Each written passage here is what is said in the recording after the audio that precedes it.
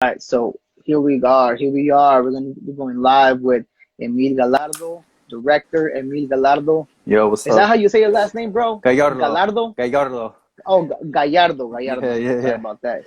All good. Yeah, how Yeah. you doing, man? How I'm you good. doing? Sorry, man. My fault. I was tripping out on Instagram for a minute, but I'm here Oh, now. okay. All right, man. What's That's going what's on? up. That's what's up, man. How you doing? Hey, man. So I'm just trying to find out a little, first off, your background, bro. Can you talk to us about, you know, where you grew up, how it was growing up, where you grew up, and Yeah. early on inspirations. So I'm from LA, born and raised, specifically San Gabriel Valley, Alhambra. Mm. I lived in Oakland now for like the last 9 years or so. So that's become home. I love it in the Bay. But from LA originally, and we'll be moving back there sometime soon. And yeah, so I didn't grow up. There's all growing up in LA. There's always kind of movies in the background. Mm-hmm. It's just like a part of life there. But yeah, I had no connections. Didn't grow up with a camera. Didn't grow up thinking I'd make movies. Nothing like that. But I just been writing since I was little. So I've always been writing stories, and then when I was like in my early 20s, I decided to give the film thing a try. So we were talking about this a little bit the other day on the phone, but Yeah, yeah. yeah, I responded to a Craigslist ad for a PA, said Mm. entry level, no experience necessary, that type of thing. And yeah, I go down to the office in Burbank, interview with this guy, and then at the very end of it, he says, "So, Emil, are you cool if there's some nudity on set?" And I'm like, yeah, like what you mean, like me? He's like, nah, no, not you, not you. He's like the actors and stuff, and I'm like, I guess. So I roll up that Monday, and like, yeah, it was a softcore shoot, and that was my very first thing. I was one of like a handful of PAs, and we were shooting at a mansion in Bel Air, and my job was to make sure that there was cardboard covering all the mansion's floors, and the Uh, C stands and the high heels and everything would puncture it. So I would come by with tape, and yeah. so that's where I started. So yeah, Okay. yeah, yeah, Okay. Before we get into, yeah, you know yeah. what I Sorry, mean? yeah, You, yeah, yeah, I'm sorry about that, bro. Like, no, before we get into yeah, yeah, the porn part of your life and shit, yeah, you know what I mean? yeah, yeah. Uh, I want to first of all, can you put us in the mindset when you were a young one, and you were trying to, what got you to that next step? Because that's where I noticed a lot of people are stuck All right, in between that line. It's like before you're inspired by something, and yeah, then you're inspired, but what do you do next? How do you get to that next, and how do you push yourself to get to that next level? all right. That's a good question. Yeah, so I'm just gonna keep it super real. I mean, so really on early on in life, me and my dad never got along for anything. So by the time I was about 4 or 5, I just realized I got to do it. Like I can't listen to what he wants me to do. So I just got to figure out things for myself. And my mom, bless her Mm, heart, I love her. My mom's 4'11". She weighs about 100 pounds. So my mom, as much as she was unhappy with everything that was going on, she couldn't always stop it. So mm, so from a very early age, I just had to believe in myself. And Lawrence Taylor, the defensive end for the Giants back in the day, who just be mm, sacking dudes left and right. I think about him all the time because he had this quote that says, "I believe in the power of my will." And this is a man mm, whose job is to sack the quarterback, and he's literally got dudes across from him that are 300 pounds, and their job is to stop mm, him, and he'll get double teamed, sometimes triple teamed. And so you might have 900 pounds of humanity trying to stop you from doing what you need to do. And he said, "I believe in the power of my will," and that's how I feel. mm. So I feel like, and I don't say this to be conceited or cocky or anything like that. It's just when I decide I want to do something, I'll believe in my ability to get it done. And it doesn't mean it happens easily. Doesn't mean I don't fail. Doesn't mean I don't have to try, multiple times, or I don't have to get better. Doesn't mean any of that. It just means I'm gonna come back. On the next down, I'm coming back. So I think I've always had that approach from the time I was a kid. So I've just applied that, whether it's movies or all the other stuff I've done throughout my life. It starts there for me. So it was mostly self motivated, you think, or was there someone in your life that was like, hey, you mentioned to me about that dream you had. Like, are you still pursuing it? That type of encouragement. Did you have someone like that pushing you along, or it was just self motivated? I mean, I definitely haven't gotten here by myself. I mean, that would just Mm, be like ignorant of me to say. There's been people throughout my whole life that have been supportive and down for me. But I guess I didn't rely on a lot of people. So it's not that I haven't had people in my corner throughout my whole life, but I just, I don't look to other people for motivation. Put it like that. mm, Like I'm not looking for someone else to come along to say this is good or it's okay for you to do mm, this or you're ready or like I started off in a completely different department that wasn't creative at all, and that's what mm, people wanted from me. I used to just manage everything. I would run the set, and I was good enough at that where people wanted me to stay in that lane, and I believed in my ability to create things, mm. and so I walked away from it, and then I came back like 12 years later. But I just like Yeah, I don't I don't look for permission. And again, I don't mean that in any kind of cocky way. It's just like I know what I'm trying yeah. to do, and that's what I'm going to get. So but no, I mean Mm. there's been For yeah, go ahead. Oh, I'm sorry, bro. No. For someone that's stuck in that boat, bro, what would you suggest to them? You know, what I mean, just taking your mind back to when you were really pushing, you know, what I mean, along, and you were trying to figure out how to get there. What would you suggest to that person stuck in that bubble or Yeah. stuck in that those shoes? I mean, don't. I mean, first, I think the main thing is you have to be honest with yourself, regardless of what I know this is a hip hop podcast, right? So you're trying to rap, if that's your thing. You're trying to make movies or whatever your thing is. I think for me, it starts with like, be honest with yourself. What are you really trying to do? Who are Mm, you really trying to be with? Where are you really trying to live? Like, who are you trying to be in the world? Like, I think it starts. I think a lot of people where they get off track is they're in a situation that they don't really want to be in. So whether that's you're working a job and it's whatever, you're with the girl, you're with the guy, and it's whatever, and you're just kind of like you just it's okay, you're comfortable. mm, So I think if you push yourself outside of that, and again, it doesn't mean it's easy. It doesn't mean you're gonna succeed right away. But if you mm, start with like, what do I really want to do? What do I really want to do in this world? Who do I really want to be with? What am I, where am I really trying to work? Where am I really trying to go? Once you're honest with yourself there, then everything else can start to line up for you. But I think a lot of people, for various reasons, they're not willing to give themselves that. Like I have a super good friend. I won't mention her name or anything, but I'm always telling her like you deserve the best. Like why not?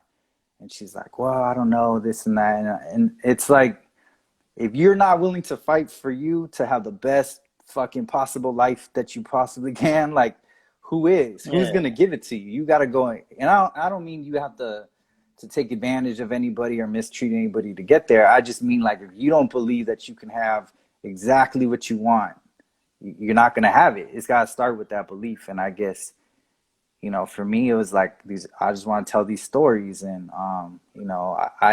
I was working a job and I quit my job and I was doing well. And, I didn't go to college. So to be making six figures at one point, and I, again, at that job, I started entry level. I started on a contract for a 30-day Mm, contract. I wasn't even like an employee, right? So I started there, I yeah. worked my way up, and then I'm making good ass money, most money I ever seen in my life. And Mm, and then I realized like, okay, well, I want to make movies, so I walked away from it. And at the time, all my coworkers are like, "Are you crazy?"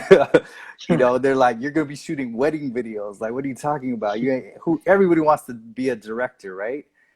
And it same thing. It's just like, well, yeah, but I'm gonna be a director. Like, I just want to do this. I'm going to do this, so I think for me it starts there. That and everybody else, everybody has their own path, but that's been mine. that's dope, bro. That's dope. See, and that's the thing. And you mentioned it earlier that you don't look for approval. You don't look for someone to say, "Oh, you're ready. Go ahead and do it." Like when there's days that you feel like, "Oh, this is not the right time. I shouldn't proceed with this idea." How do you overcome that? How do you do it anyway, even though you're feeling that way? I mean, so all right, so I'll tell you about 1, 2, 3 a little bit. So Mm. I wanted to make this film. It was like really important to me. And then my writing partner Derek and I, we wrote the script, and then I started sending it out to friends to get their feedback. And Mm. a couple people were like, who wants to watch this? Like, this story is horrible, right? Like, like what film festival is gonna play this movie? Who wants to sit in a theater? This is all before COVID, right? But who wants to sit in a theater and watch this? And again, it was just like, well, I hear you. I understand where you're coming from, but like, this is the story I feel in my heart. This is what I feel like I need to make, and so that's what I mean. And I don't know if I have those days where I'm like questioning what. I guess to Mm. me, I'm not saying that every idea I have I feel that strongly about, but once I find it, then I'm like, now let's just go figure out how to make this happen. Like when we were writing the script, I was like, how are we ever gonna get 20 kids and all their parents to agree to this? How Mm. are we ever gonna get a school to agree to this? I didn't know, but I was like, it doesn't matter because like this is the way I want to tell this story. This is what I want to show. I Mm. want people to feel this. I want them to feel like they're in a war movie. Like they need to understand how wrong this is. And I'm gonna and Mm.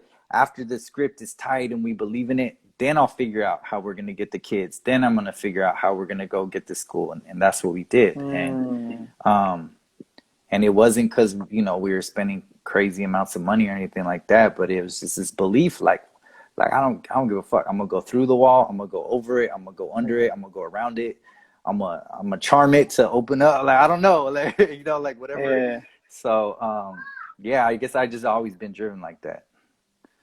Oh, that's cool, man. That's cool. Also, let's go a little bit forward with you getting introduced to recording. I mean, doing softcore porn and whatnot. Did Yeah. that escalate? Did that escalate to hardcore? Like, were you in that position where you're like, damn, this is uncomfortable. Nah, so yeah, like I said, it kind of happened by accident. But the thing with softcore though is it's all scripted.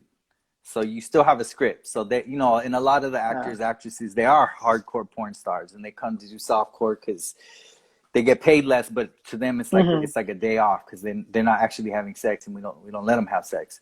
But they have a script. So because we have a script, from my department, which is the production department, we still have a schedule. We still have a page count that we're trying to hit every day. There's still like an agenda. It's not just, you'd go off into the corner and have sex and we point a camera at you. Like it's a lot more planned than that. So I still got to Mm-hmm. learn a lot of the basic skills. And, in softcore, we actually were shooting like 12, 13, 14 pages a day, which is way higher than most other stuff. So my department just had to be on it. Like everything has to be like a well-oiled machine. And so I did that for a little bit. I got like the basic skills down. And then it was like, well, I'm not really trying to, I'm trying to do legit movies. So I left that and then I started aiding in other stuff and music videos, commercials, that That's type of dope. stuff. So, and then what happened was I was stuck in that department and I realized like they're never going to ask me to direct. They're never going to ask me to write. And, I'm working like 15-hour days, making like $100 a day, and sometimes 6 days a week. And I was just like, I'm not getting closer to what I want to do. And I understand how this whole thing runs now. But if I'm not going to get closer, like, why am I doing this? So at that Mm. point I left and I got an office job for a while. Um, Okay. so, you know, like, yeah. So, If you, for you, bro, like if you would have had an idea already of how to implement your skills into actually going full on and just working with just trying to make money off of videography, yeah. would you have left your previous job just cold turkey and just started that? And what do you think about people deciding to just leave their jobs completely and just going off for it? Yeah, so I actually did that earlier in my life, and it didn't work out too well. Mm. you Oh, know, okay. I mean, when you're paying rent out your savings account, Mm. I think that took me about 2 months till I had no more money left, and then I was paying my rent on a credit card, and I think that lasted about 3 months before I maxed out my credit Mm. card, and I'm paying like 24%. So it gets real ugly real quick. Mm-hmm. So this time around, I did it a little bit differently. I had already started shooting stuff on the weekends. I'd already talked to my girl. Shout out to Gina.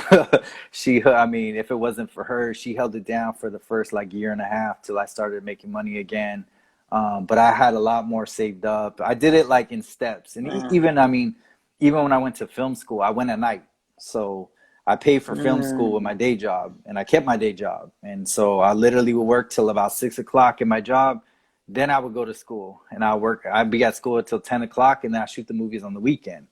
So, you okay. know, it was, and when I was in film school, I made 5, 6 little films while I had my job. So, you know, for this time around, I was older, wiser. I'd already been through the other experience, and Mm, so I did it kind of more gradually. And I didn't leave my job till I felt like I was super ready, like financially. mm, So yeah, I mean, again, everybody's situation's different, but yeah, I'm not saying just I'm not saying just because you believe you're gonna do something, cut everything off instantly and go and do it. But I'm just saying, like, find a way. Like, don't give up. Like, whatever it takes to get there. If you gotta work a day job and do it at night and put in those hours and on the weekends too, like, yeah, it's not always gonna be pretty. You're gonna make sacrifices for sure. You yeah, know, like, so yeah. But for sure, man. yeah. Hey, what school did you go to for the film school? I went to San Francisco Film School. Oh, So okay, all right. it's a little school. um, and then yeah, people ask too, like, do I have to go to film school? Should you go to film school? It's a lot of money. Shouldn't you just put that money into movies? And again, it's Mm, just like, you know, I had already worked several years professionally in film before I went to school, but I felt like in the Bay, unlike LA where there's a big film community, I didn't know the people in the Bay uh-huh, that love movies like I do. So I uh, figured like, well, I'll go to school and I'll find those people, and then the school is gonna have a lot of gear, and you know, I just needed a clique of people who like love it like I do, and like same thing yeah. I'm talking about, have that same passion where it doesn't matter if it's 4 in the morning and it's raining, we got to get the shot, and they're gonna do Mm, whatever it takes, because like making movies is like one of the hardest things like I've done at yeah. least. I mean, you're literally taking something that exists in your mind and then you're making it real. You're imagining it, Mm, whatever genre, a horror film, an action film, drama, romance, whatever, right? Like you're taking your imagination and you're making it real. Like that's fucking hard.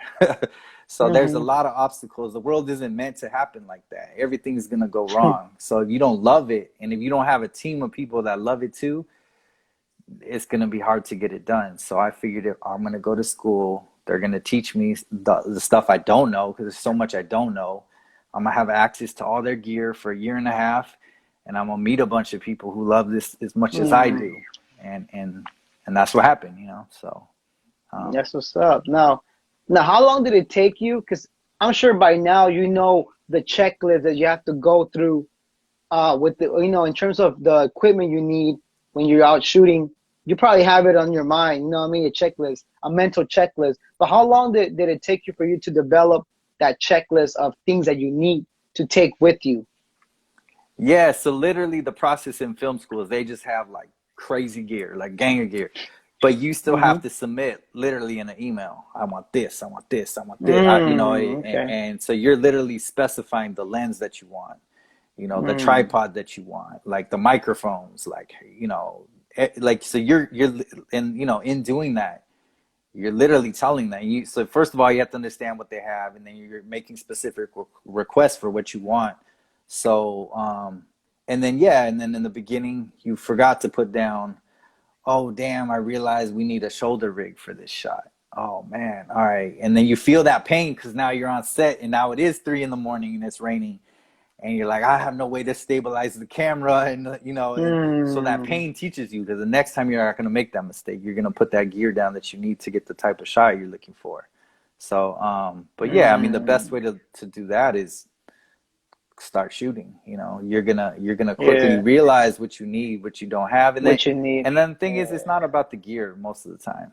You know, most of the Mm, time it's like, well, it would be nice if we had unlimited money, we could do it this way, but we don't. mm, So what can we do instead? How can we best pull this off? Or is there another shot we could get that's even better than this one? And a lot of times the restrictions are going to force you to grow, because you know, once you're in production and You only have so many hours to get everything. Like things are gonna go wrong, but lots of stuff is gonna go wrong. It's just part of making movies. So to develop that muscle of Mm, like it doesn't matter. Like I'm gonna find a way anyway. It's the it's the same thing I'm talking about. Like this, you yeah. need that. Like to make films like consistently for a living. I'm not saying like on the side as like a hobby, but for a living, like you have to have that drive and that tenacity and just the ability to Mm. overcome, you know.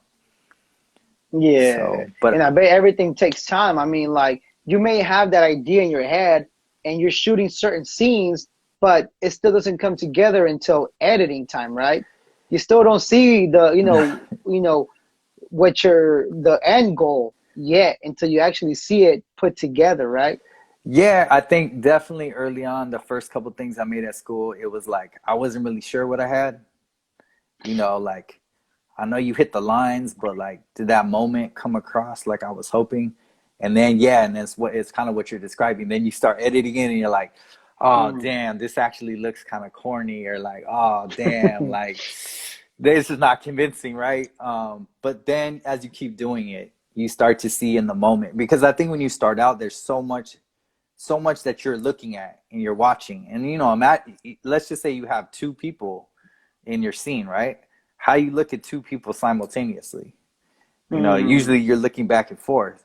So even just developing the skill to be able to like emotionally kind of feel what's happening and then say, nah, I don't know, like I'm not, there's something missing. And then be able to go and talk to that actor and tell them in a way where they're not going to get, that you like the worst thing you can do to an actor is make them feel judged, because then they're going to Mm. shut down, right?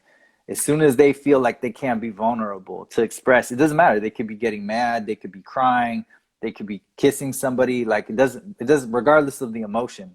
If that actor feels like you're not on their side, now they shut down, and now you're not going to get anything Mm. good from them. So it takes a Yeah. while to first be able to recognize everything that's happening in the moment.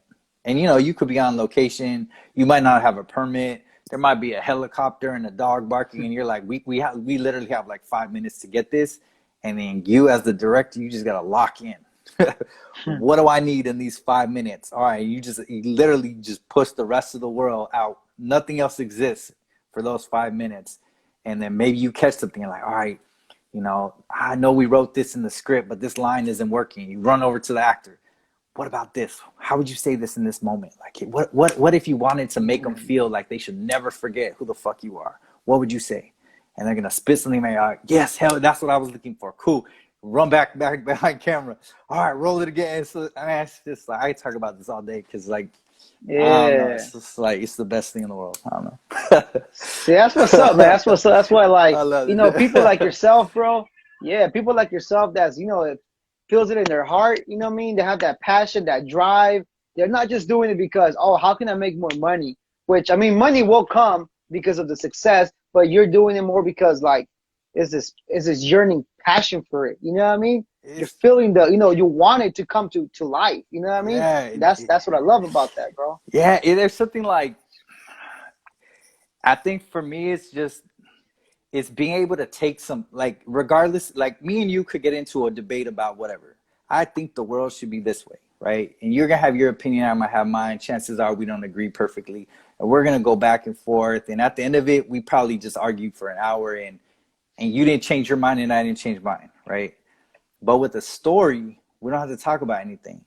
I just drop Mm, you into the middle of the story. Now you're with these characters. Now you're in their world. Now you're experiencing what they're going through. It's not even it's not even a conversation. You're just it's an experience. And I mm, love creating that experience and getting people to see things from a different perspective and getting them to feel something or be in a situation that they never been in before. And then, you know, like 1, 2, 3 is 15 minutes long. People come out of that movie and they're different. They see things differently. They felt something in 15 minutes. mm, They could be watching it on their phone and they're like, you know, I can't tell you how much that moved me. I'm like shaking. Like I haven't stopped thinking about it for 2 days. And so that ability to just like make somebody feel something genuinely that they may have not even wanted to feel or been ready to feel, or like they might have had all their thoughts about how they feel about this subject, But now in 15 minutes, an hour and a half, 2 hours, whatever, now they've been through something, they've experienced something. And that to me is just like, it's so Mm. powerful if and you have to have respect for the power that comes with that ability. Yeah. But to me, there's nothing like it. And, I think songs, Mm. to bring it back to music real quick, I mean, I think songs, they're super powerful too. I mean, we have songs that we grew up with that always kind of bring us back to a place. Like, I grew up listening to Too Short, and I always played Too Short throughout my life. Every big moment in my life, bad moment, great moment, I always throw on Too Short because it's just like it's just part of my being, Hmm. like just who I am. And so I feel like music has the same kind of ability to like bring you somewhere. And sometimes it's a memory, Yeah. brings you to your childhood, brings you, Yeah. to when you were 25 doing something like whatever. But Yeah. yeah, movies are just like, they're just, I don't know, man. Like, it's just nothing else like Yeah. them for me. So Yeah. Like music and film are supposed to cause you a reaction, like an emotional reaction. You know what I mean? yeah, yeah, That's when you know. That's when you know it's good. yeah, You hell know what I yeah, mean? Whether it's anger, yeah, happiness, sadness, whatever. If it causes something, that's yeah. when you know it's a good thing. You know what I Or mean? when you hear like Etta James and she's like singing At Last, and you Mm, hear, like, I don't know how old she was when she sang that song, but mm, you hear all of her experiences in her voice. You yeah. know what I mean? And it's just like everything she's been through. You hear it, all the pain, all the happiness, the heartbreak, whatever. You hear it, and I feel like movies are similar, where you have like an actor and actress, and when Yeah. you can get them to open up like that, and they trust you, and they believe in the story, and they've helped create it with you, and they open up their hearts and they just let it out, and then that's what you put on film. Like, man, it's the best. I don't know. Yeah, I don't yeah. No, I feel you, know. man. I feel you. I I don't feel you. I know. mean, me coming from like, like a music background and Yeah, stuff, like I feel it, bro. Like yeah, it's like, you can't compare it to nothing else. Like even drugs, bro. It's like your drug. That's your drug, you know what I mean? yeah. That's why when you're like, what about those days when you're not? And I'm like, I don't know. Mm. It's like you ever smoke weed and not get high? Like, it's like it's just what I live for. So, Yeah. and That's what's up. it's hard as fuck. So every day there's something to get better at. There's something to improve Mm. on. There's something new to learn. So it's like you never stop. Which which I presume makes it more interesting. Yeah, cause Because if it stays the same yeah, and you don't learn, it yeah. doesn't challenge you, then it gets boring, I bet. Yeah. So There's yeah. always, and film is the most like, it's an art form, like kind of like hip hop, right? Where hip hop Hmm. incorporates other art Hmm. forms or other music, and they sample this and they sample that, and it's like a blend. Hmm. Film is the same way. We have a camera, we have lights, we have actors, Hmm. we have a written script, we have locations, we have Hmm. costumes, we have music, we have sound effects. We have Hmm. special effects. Like, you're literally taking all of these different elements and blending them together. So Hmm. we have music in movies. Like, it just becomes Uh-huh. part of it. It gets worked into it. So it's being able to blend all these things together to create those emotions. That's That what's up. that's what I love. Yeah. Hey, how long did it take you to get comfortable, like in your career since the beginning till now? How long did it get you to get comfortable, talking to the actors and in a way you're kind of you're setting them. I mean, they already know their lines, they already know their character and all that, Yeah. but you're reminding them, oh, this shot is done this way, or how do you do? I mean, how long did it take you to get comfortable and be able to talk to actors and not, like you said, not kind of like push them to the side and not let them shut down. hmm Yeah. So, I mean, that's a great question. So, I think because I started in the production department, where my job is managing time, people, problems, money. I used to view actors like, actors were the one part of my day that was like really unpredictable. Like, I remember we had this one actress, I won't say her name or anything like that, but she wouldn't come out of her trailer. She was upset Mm, about something. I didn't do anything to her. It wasn't because she wasn't upset with me, but she didn't want to come out. And I'm like, mm, I gotta, so, like, as an AD, you got the producers above you, and then you got the crew. I don't say below you, but the crew. You're directing the crew. Like, the AD directs the crew. So you're kind of caught in the middle. And then I got this actress who won't come out. And, I'm like, I couldn't understand it because I'm just like, everybody else here, this is their job too. They get paid too. Everyone else here is professional. They're ready to go right this moment. But then these actors are so emotional and like so hard to Mm. control and predict. And like, it's like one dramatic thing happening after another. And like, I didn't understand. And so I think that's where I kind of started. And then when I started directing, I realized like if I view actors this way, I'm never going to be successful. Because as a director, Mm. I'm telling my story through these people. I wrote whatever. Like imagine I wrote a thing for you and now you got to go experience it emotionally. So let's say I write a scene where your mom passes away in your arms. Now, if you're a good actor, you're going to take yourself there. You're going to feel all that and you're going to give that. So someone else has kind of basically decided what you're emotionally going to go through. So when I realized that, I'm like, holy shit, like these people are putting themselves out in a way that nobody else here is. You know, everybody on the crew, it's not our job to open our hearts up and be super vulnerable and emotional. And maybe someone is going to kill us. Maybe someone is going to divorce Mm. us. Maybe, our baby's going to die. Like no one else here, you're setting up a light, you're recording sound. And I'm not trying to minimize that. I just mean emotionally, we're all protected. Everybody behind the camera is protected. So when I realized that the actors aren't, that they're going through what we wrote for them to go through, then I started having a lot better understanding.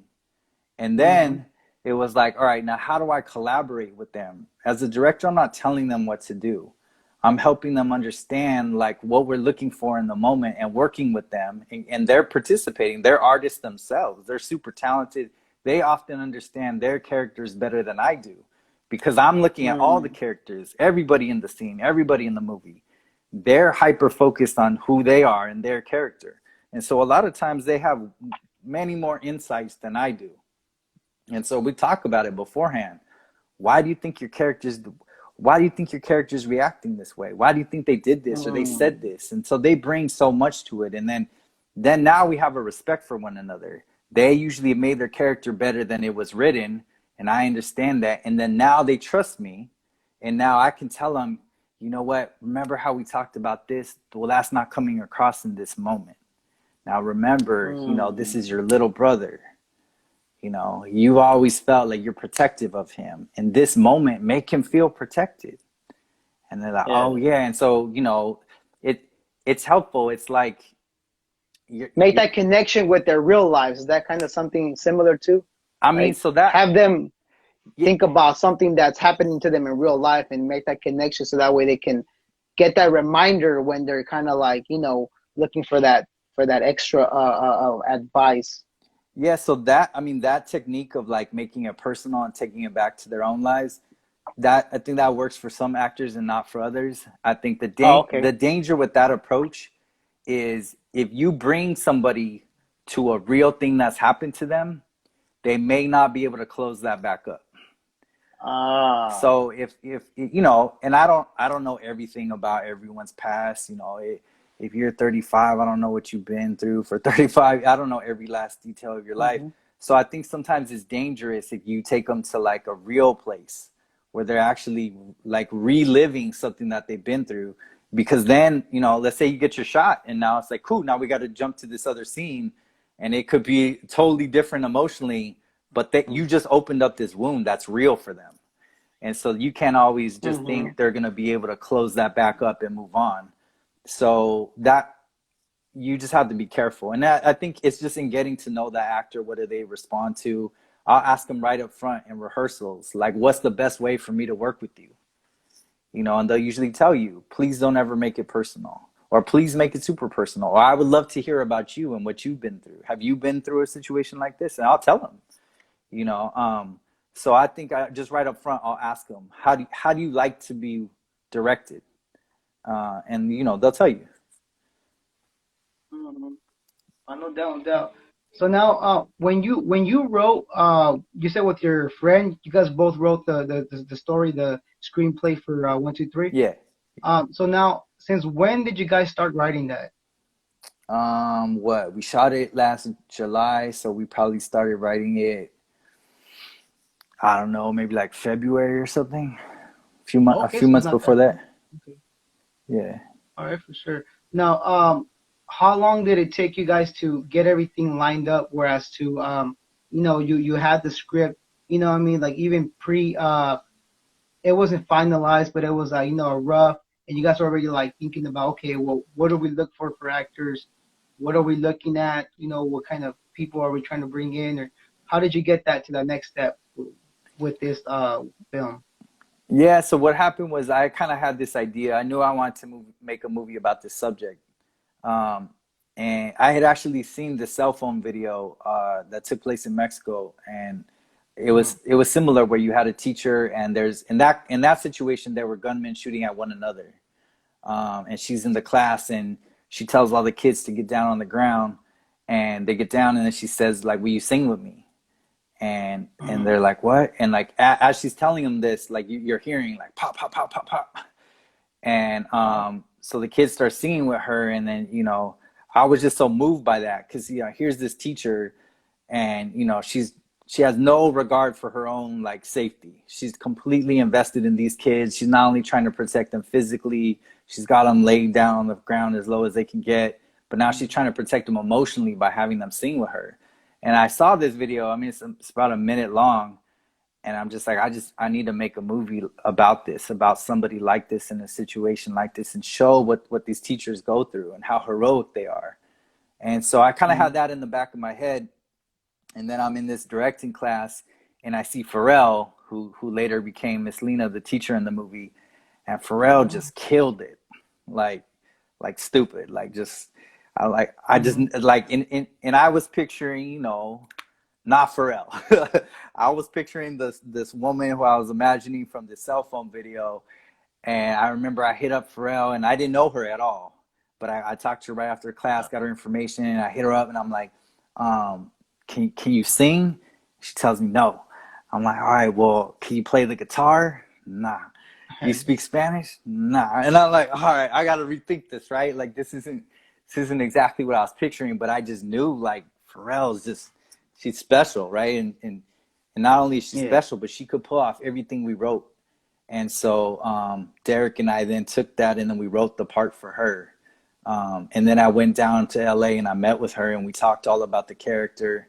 And yeah, like she brought so much, like I'm saying, she brought so much of her own insight. And we talked about like who is this person? Is she married? Why is she a teacher? Why is she so passionate? Like what else Mm. has she done in her life? What does she go home and do on Fridays? Like we talked all about who this person is, and then we took all Wow. that and then made the script better. And then Pharrell's like, I think she would want to honor the country that each of these kids come from.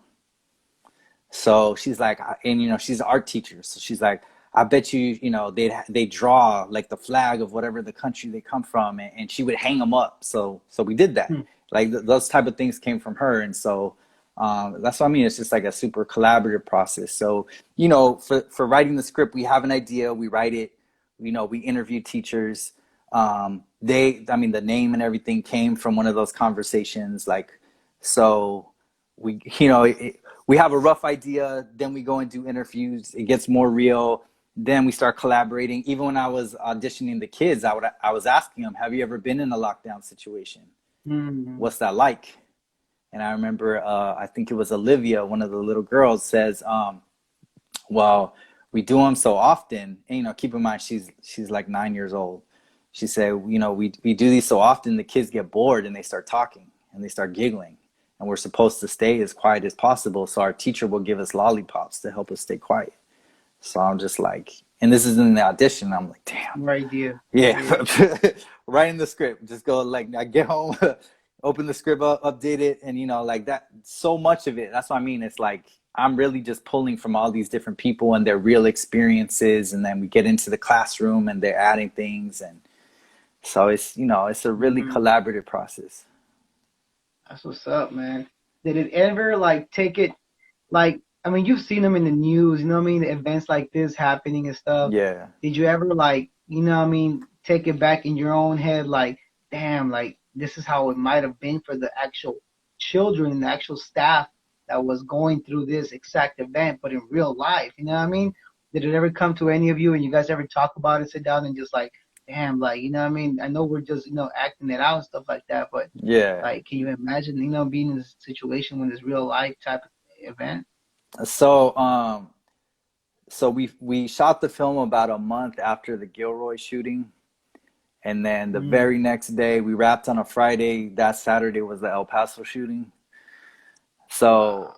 which was like, I can't even tell you, man. Like to have spent 4 days making this movie with 20 kids and to be creating this situation and getting all these emotions to come out. And then the very next day, I wake up on Saturday and I find out some dude came into a Walmart and killed a bunch of Latinos like that. We had just made a film about that. And so unfortunately, it's not hard to imagine. And in our research, I listened to like 911 calls. Mm. Miss Olguin, one of the teachers that we spoke with, she's been in LA. She's been in a lockdown situation where there's guys shooting. They weren't shooting at the kids; they were shooting at each other. But Wow. so she told me in detail what that was like, and she was saying, like at in that situation, it was at like a science fair outside at night, and these dudes are in the park shooting at each other, and she screams lockdown, lockdown, and all the kids, because they drill for it, they know exactly what to do, so the kids just take off and run. But the parents were there because it was the science fair that night. The parents had no idea what was going on, what to do. They hear gunshots, they look for their kids are gone. Their kids are already like in some classroom safe somewhere, but the parents are like looking for their kids. And so she described all that to me, and so unfortunately it wasn't hard to imagine what this is like. um Mm. yeah, and so I remember on the last day that we had the kids, I remember talking to them and I said like, the El Paso shooting hadn't happened yet, but I remember talking to them about the Gilroy shooting, and I showed them a picture of one of the little boys that passed away, and I said like, you need to understand, like, you are portraying the like real people, kids and adults, many of which have lost their lives, and like, I need you guys to take this super seriously because you are representing people that like have really been through this. And I mean, to their credit, like the kids, and again, they're 8 and 9 years old, they just totally responded to that, and they took it as their job to like, Wow. I'm gonna do this right, and I'm gonna focus for a whole day. I'm gonna do my very best because like we owe that to the people that have been in this. Hmm. So yeah, it was all of us who made this movie. I mean, it would be an understatement for me to say that this movie was very, very emotional and made the viewer very emotional. You know what I mean? So now with that, just watching it at the very end when the teacher's like against the wall right before it ends. You know what I mean? She's seen the very last girl that stayed behind holding on to the desk. She notices that she's missing, and you see the guy come out, go back in because he hears the girl yell, and then he shoots. Uh, that scene where she's against the wall. How hard was that to film? How hard was that for both of you? You, the director, and her, the actress. I mean, it would be weird for me to say it was hard for me because Pharrell's the one kind of going through everything, so I don't want to try to compare the two. Um, but Pharrell and I had talked about that ending for the whole time before we filmed it, and I mean, to her credit, this is what I mean. Like, to her credit, she opened her heart and she took herself there, and it's we're all, everyone there is an actor, no one got hurt, nothing like that, but Pharrell took her to a place to live through those emotions, and that's one of the reasons she's so amazing, is like she felt, and I'm making part of this up, I don't know exactly, but being there and talking to her and seeing what I saw, it was like she went through the emotions as if this had happened to her and she was responsible for this, and she loved this kid in this way. And you know, that's that's what I mean. Like, it's incredible that somebody could do something like that. Like, let Mm. themselves, like, imagine if you felt guilty for something that you never did, but you really convince yourself that, Mhm. like, you did it and it's your fault and you fucking feel terrible for it. And like, and you know, a camera's pointed at you and you know, we're running out of time and you still go for it. And you like do that to your heart, you know, like most 99.9% of people aren't willing to do that. So yeah, it was definitely hard to watch her do that to herself. Um, and we needed it for the film, and the film wouldn't be anything like it is without her ability to do that. Not just ability, but her willingness. You know, you could have the ability to do something, it doesn't mean you're down to do it. So that's her. I mean, that's Pharrell, Mm. and I can't wait to work with her again. You know, she's amazing. Oh yeah, she's a terrific actress. You know, another thing I noticed, you know, some movies show a lot of gore and you know show a lot of actual blood and all that stuff. This just proves that you don't need any of that to prove a point, to get the point across and really get to you emotionally. Like you don't need any of that. Yeah, I mean, so again, that was the thing we talked about real early on. It was like, how can we make this movie and how can we make it super raw, make it really emotional, put you in the situation, and not be exploitative, not be gratuitous. This isn't a horror film. This isn't an action film. That's not what this is. So how can we do both? And so we decided really early on, you know, we don't need blood. We don't need to show anybody getting hurt. We don't need to show any bodies. And when I tell people, like, you know, we don't actually show any violence in the movie. You don't see a Mm, single person ever get hurt. When I tell people that, they're like, what? They don't realize it. And it's because you've been imagining everything, and mm, it feels like you saw all this stuff, and but you did. You just saw it in your head. We didn't show it to you. mm-hmm. And I agree, I don't think you need it. And it just depends, again, what type of film are you trying to make and why. Yeah. And for Because at the this, very end, you could have easily shown when they were in that other classroom, they moved into the other classroom. You could have easily, you know what I mean, showed the scene in that actual classroom, what went down, the yeah, aftermath. You know what I yeah, mean? That could have been something, but it's not necessary. That would be extra. You know what I mean? yeah, it just felt like, yeah, that was it. We don't need that in it. And at what Mm-hmm. point is it just like like you're being sensational? Like, the audience Mm, knows what's in that classroom. Do you need to show yeah. it? Like, do you need that? Is that disrespectful? And again, it's Mm, just something we talked about. Like, and when we were talking about the ending, we wanted to make it like, for the goal with the ending was for the people that have really been in this situation, even if you survive, you're not okay. You know, you don't just get to walk away and you're okay and you brush yourself off and you cry a little bit and you're good. Nah, I'm like, you're gonna live with that for the rest of your life. And so we felt, if the audience gets to the end of the movie and, you know, there's some kind of happy ending, then what? They're just gonna go to dinner and they can talk about it a little mm, bit and that's it. And it's like, that would be so fucking disrespectful to the people that have been mm, in this situation, because they don't just, it doesn't just, they don't have a beer and it's over with. So we just felt like, to do to pay respect again to the people that have really lived through this and the people yeah. that have passed away. Like, the audience doesn't just get to like end the movie, the credits come up, and that's it, because it's not. Mm, And like, it should feel fucked up, it should feel wrong, it should linger, because it is fucked up and it is wrong. And like, and because, you know, we made this movie ourselves, and we could make that decision and we could end it that way.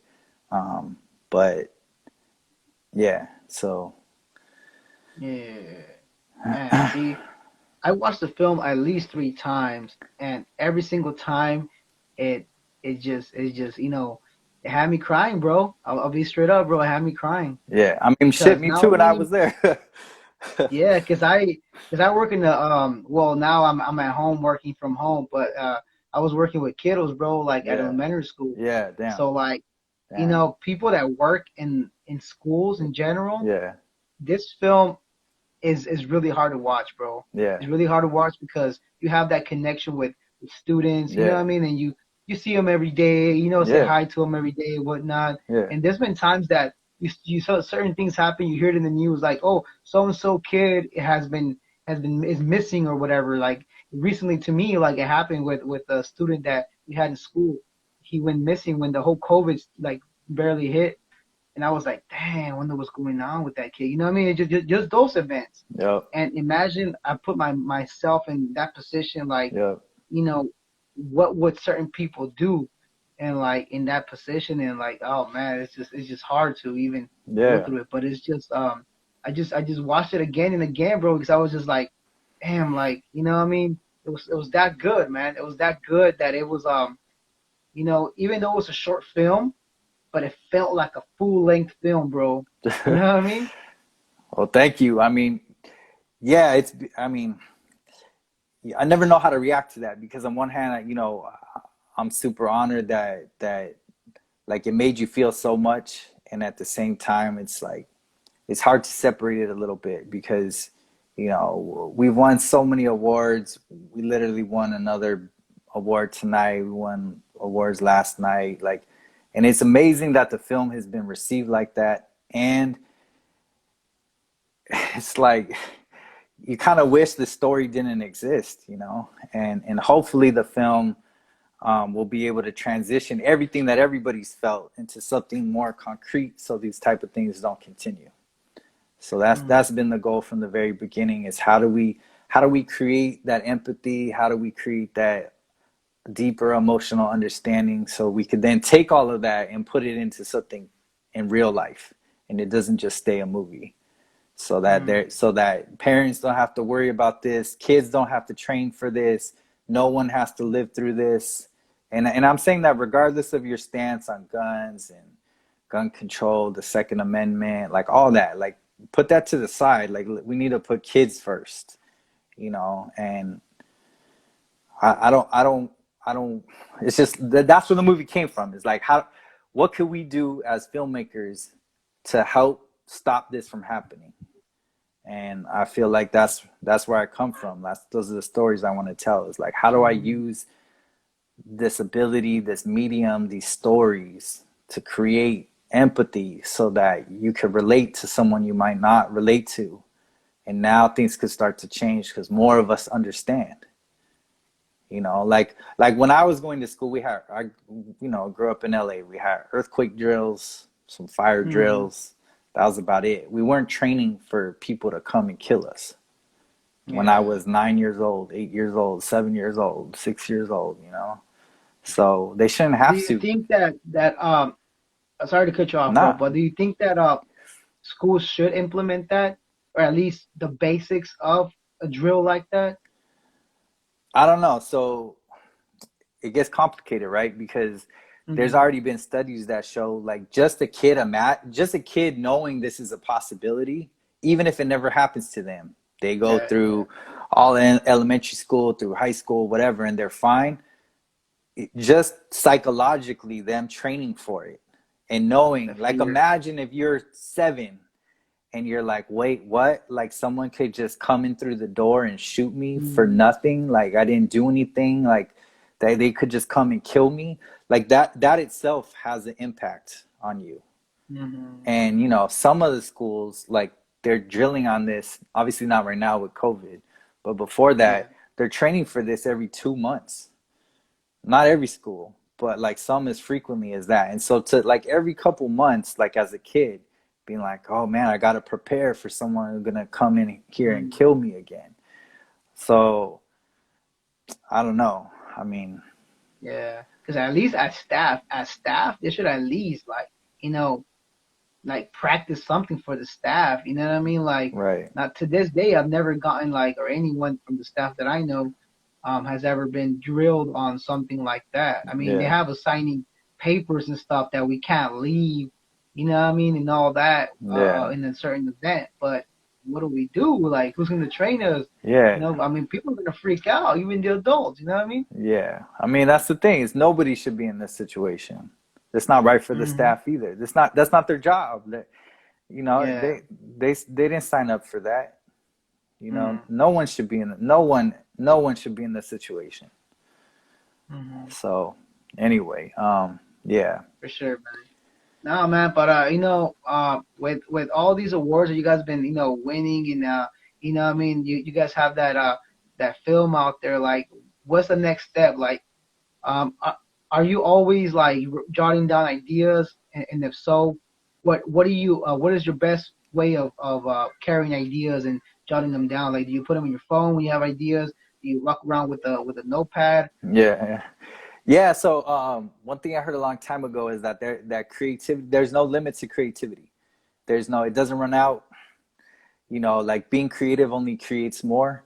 So I literally, like, I will write stuff down on my phone all the time. I'll be out and about, I'll see something, I'll hear something. Like the other day, this wasn't the other day, it was before COVID. Uh, last year, I'm eating outside this restaurant here in Oakland on Grand, and I see this woman. She picks up her kid and she throws her in the back seat of the car, and then she goes back inside this building.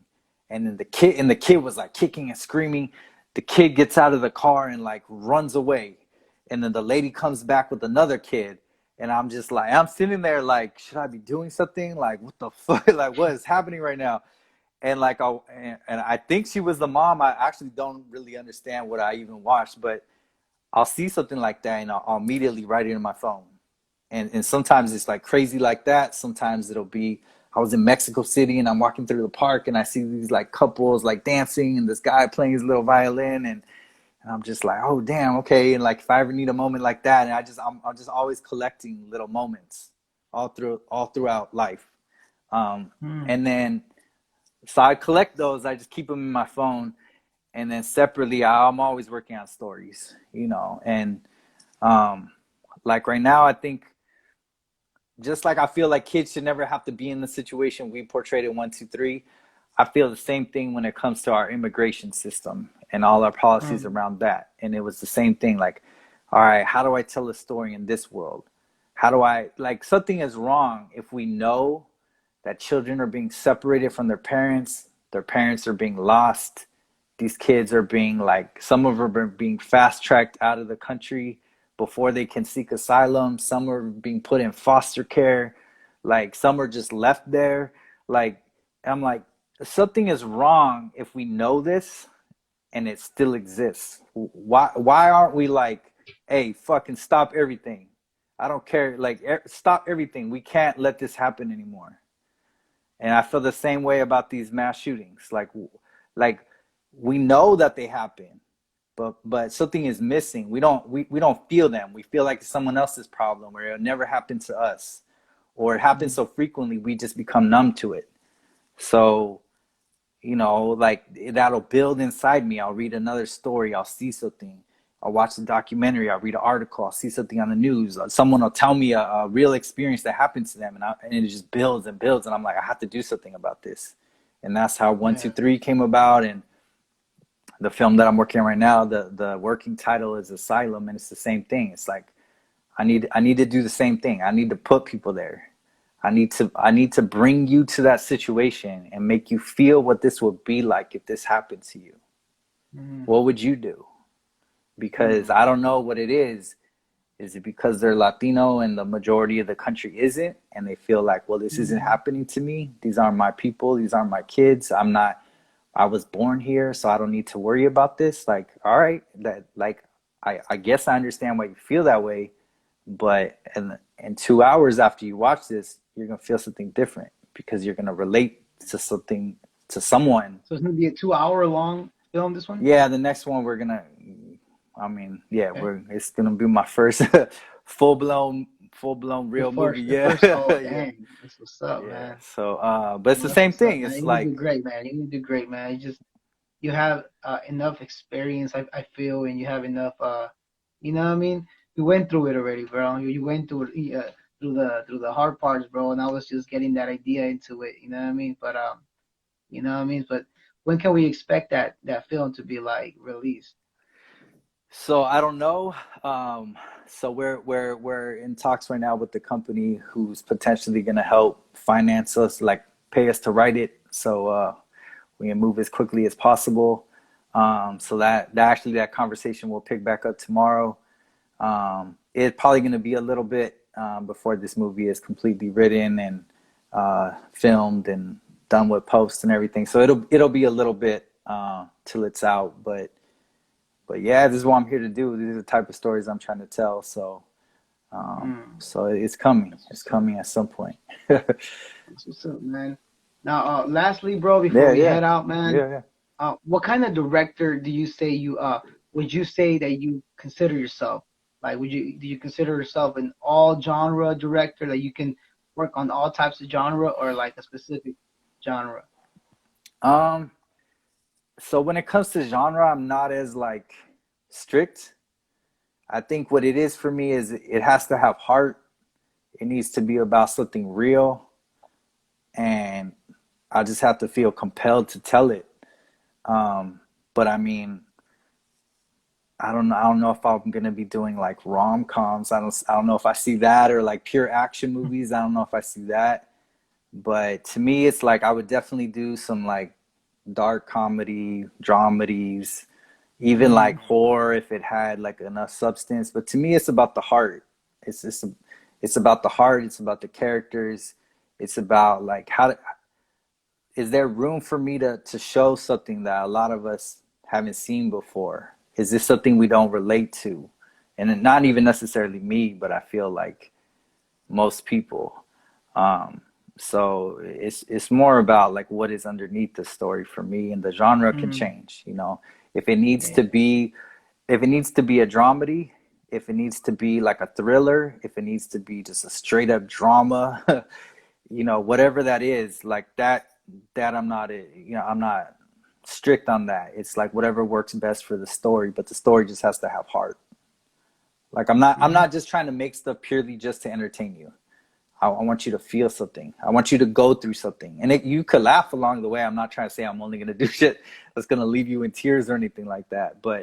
Um, but yeah, I want you to feel something more than just, car chase, explosion, mm, bikinis, whatever. Like, it could have it if it needs it, but I want you to feel something. I want you to go through it with the characters.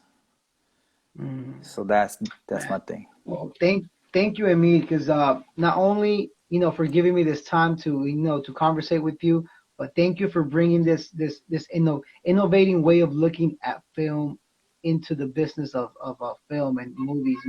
Because we really need that. And now more so with this whole being more home and stuff like that. Yeah. Like fans of serious fans of movies of that you've been shooting and like the short film and that sort we really need something new, bro, because like there's so much repetition in film nowadays. Like everyone's doing the same things, you know what I mean? It's the same shots, same almost similar dialogue in other movies and things of that sort, you know what I mean? So we need Yeah. change.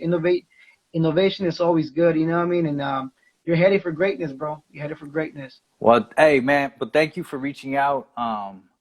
Like honestly, like when your name popped up, I was like, dude, you have the same name as my dad, and it tripped me out because like we, I don't talk to that fool at all. So I was like, my dad hit me up on Instagram. What the what? But nah, I mean, I appreciate you for just giving me the chance to talk about this, and for just for supporting this type of film and supporting me as Yeah. a filmmaker, and I just thank you, like thank you, because the worst thing for us is we make a movie and nobody sees it, right? We put all the blood, sweat, and tears, and no one knows. So I appreciate you, man, for real. Hey, man. Thank you. Well, to you and yours, brother, have a good night, man. You too. Appreciate everything. You too. Peace. All right, man. Peace.